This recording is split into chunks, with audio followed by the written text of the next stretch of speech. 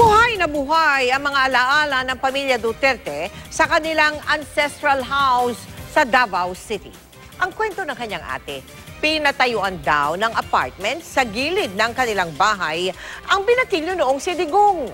Kung bakit, yan ang tinutukan ni Ian Cruz. Dalawang antigong bahay ang nasa subdibisyong ito sa Davao City. Isa rito ang ancestral house ng mga Duterte. Sa harap ng tahanan ang isang tindahan.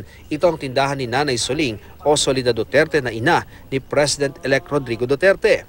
May isang sasakyan, ang maliit na truck na ito na gamit daw sa pamamalengke at paghakot ng paninda ng ate ni Digong na si Eleanor o mas kilala sa tawag na Baby.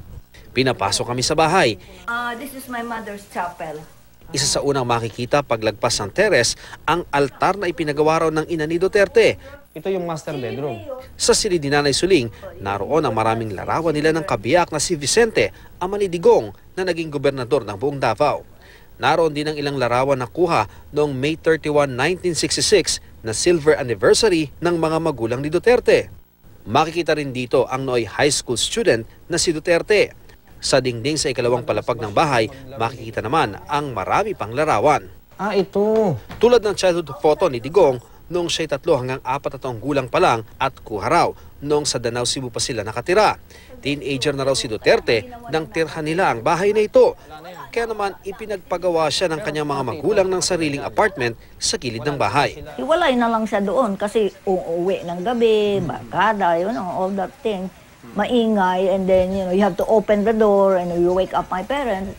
But it's not any different from any family. Wala raw magiging papel si Baby bilang presidential sister, pero kung hihingan sila ng tulong, nakahanda raw sila. At lagi raw niyang payo sa nakababatang kapatid. He remains the same persona that his parents raised him, nothing else. The way we were raised is already embedded in us. Mula sa Davao City, Ian Cruz, nakatutok, 24 oras.